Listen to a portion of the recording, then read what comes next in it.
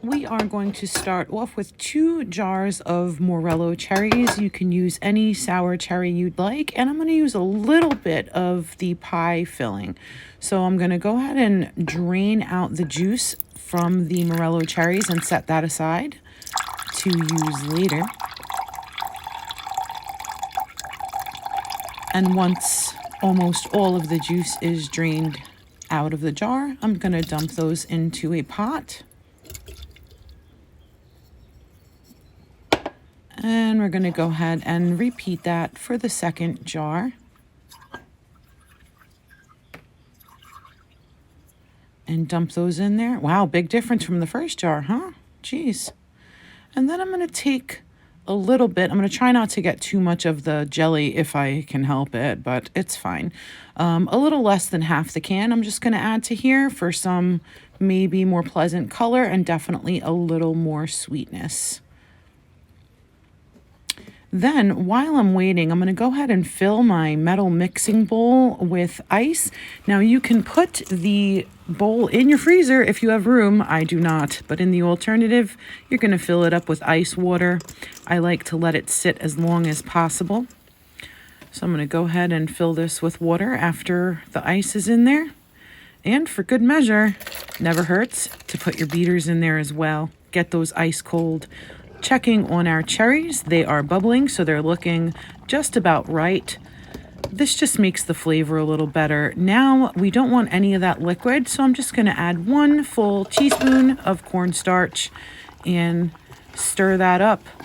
Let it bubble a few more times, and then it'll be set. The cornstarch is going to thicken when it cools so that this won't run all over your cake. You want to make these cherries early on so they are fully cooled by the time you get to your cake. Next, we're going to take 2 9-inch round cakes is what I'm using. I baked them ahead of time. You can use any chocolate cake recipe you like. I will leave one down below for you in the description box.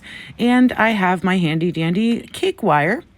You can use that, or you can use the old trick of dental floss, but I'll stick with my cake cutter. So we're just going to go ahead and take the tops off of these cakes with the cutter to make them nice and level to fill and stack.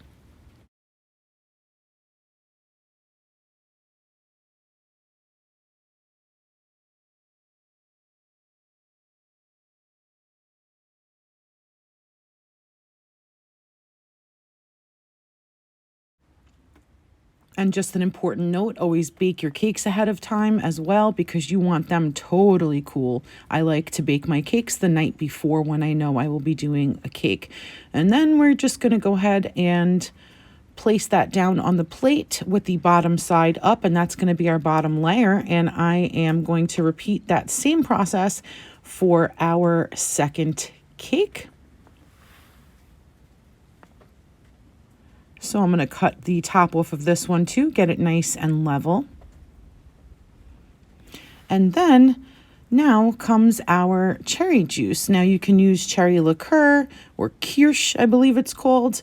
Anything you want to soak your cakes in.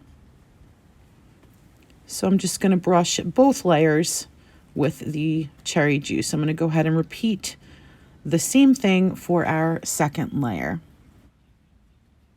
I've set our cakes aside for now, and I'm just going to take some sweetened chocolate and I'm going to grate that up for a little bit of garnish. There's no such thing as too much chocolate anyway, right? So I'm just going to go ahead and grate up some of this in a bowl. And I'm going to start preparing our piping bag. So I will be using a large star tip here, so I don't need a coupler. You just want to cut until the bag's right below the top of that star opening, just like that.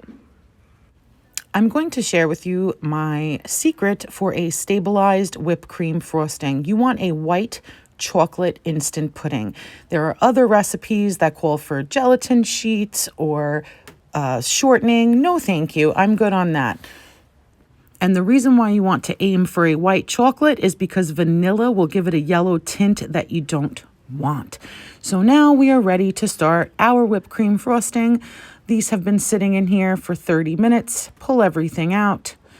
dump everything, and we're going to start with 16 ounces of heavy whipping cream. Make sure it's heavy whipping cream. Dump that into your bowl and just start whipping on high. Now, because everything is ice cold the way that it should be, make sure your cream is cold too. This is going to set very, very fast. So you put in some pure vanilla extract, not too much. You don't want to change the color. You can add any extract you like. So we're just going to mix this a little bit. It really is going to happen at turbo speed here, guys. And then I'm going to take like 2 heaping teaspoons in total of our instant pudding mix and mix that together.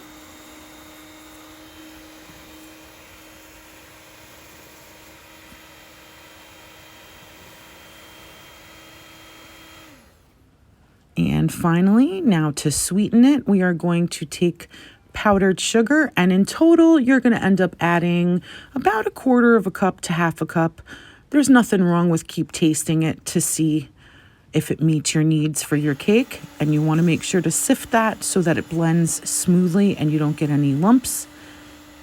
And just keep adding that until it's again to your liking, and it's gonna become whipped cream frosting before you know it, and this will be nice and stable for you and will not run. And now we're going to move over and set up our bag that we put our big star tip on before. And I'm just going to put enough whipped cream for now, whipped cream frosting, to do what I like to call the dam around that bottom layer of the cake so that our filling doesn't seep out. You always want to make sure your dam is the same frosting that's going to be around the side so there's no mixing. And our cherries have cooled and they're perfectly thick now. You will not be able to taste the cornstarch. Everything is fine. And we're going to go ahead and put all of those cherries into the center of the cake. Now, if you used flour, you would have to cook this way too long to get the taste of the flour out because you do not want to eat raw flour. So cornstarch is the way to go with this. And this way it won't seep into the sides and mess up the frosting work that we are going to do. So we're just going to go ahead and put all of our cherries that we prepared into the middle of this cake. Once that's done, you're going to go ahead and you're going to put on that second layer. And remember, we soaked these with cherry juice or liquor or kirsch or whatever you wanted to do. And now I'm just going to do the sides. This is very different from what I normally do on a cake, but I'm going to use my whipped cream frosting on only the sides of this cake for now. So I'm using my small angled cake spatula, finishing this up here.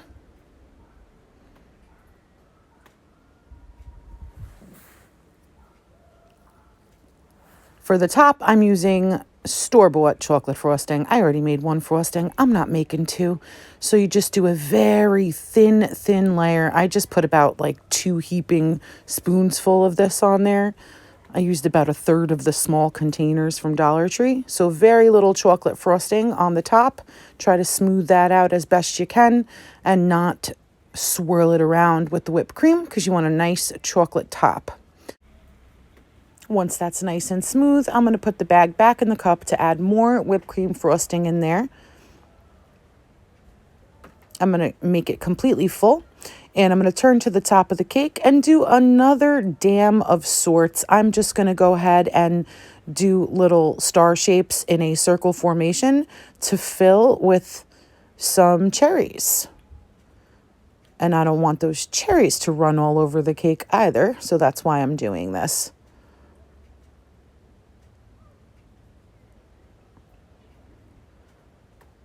All right, that's perfect. And now I'm also going to do my big ones around the side, the decoration type ones.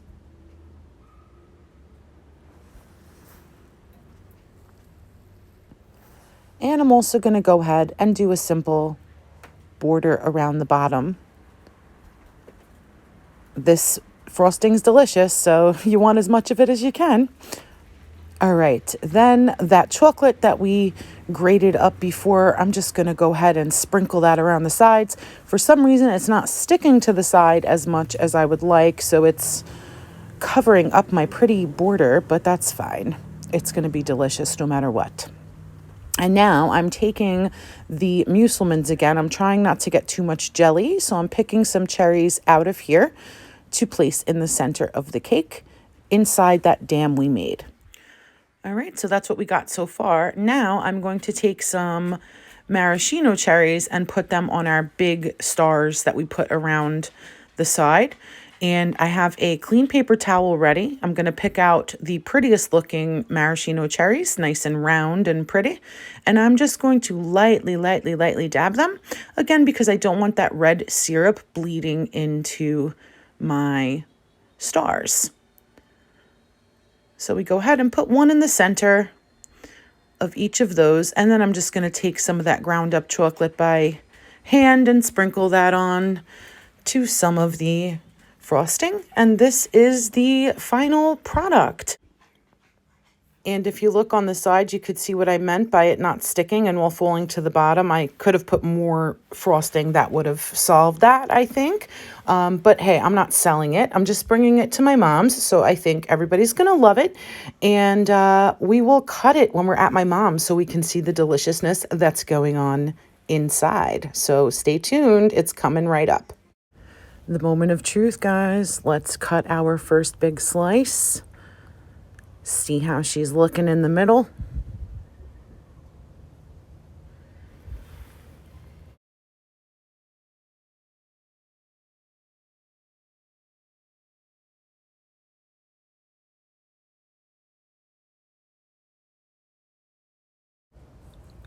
Beautiful. You can see all those cherries in the middle. The cake is soaked through with cherry juice. All right, we're going to dig in now.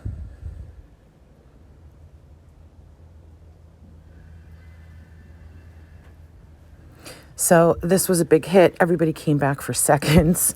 I hope you guys enjoyed this, and I hope you consider giving it a try at home. Thank you so much for watching, and until the next video, stay blessed, my friends. I love each and every one of you.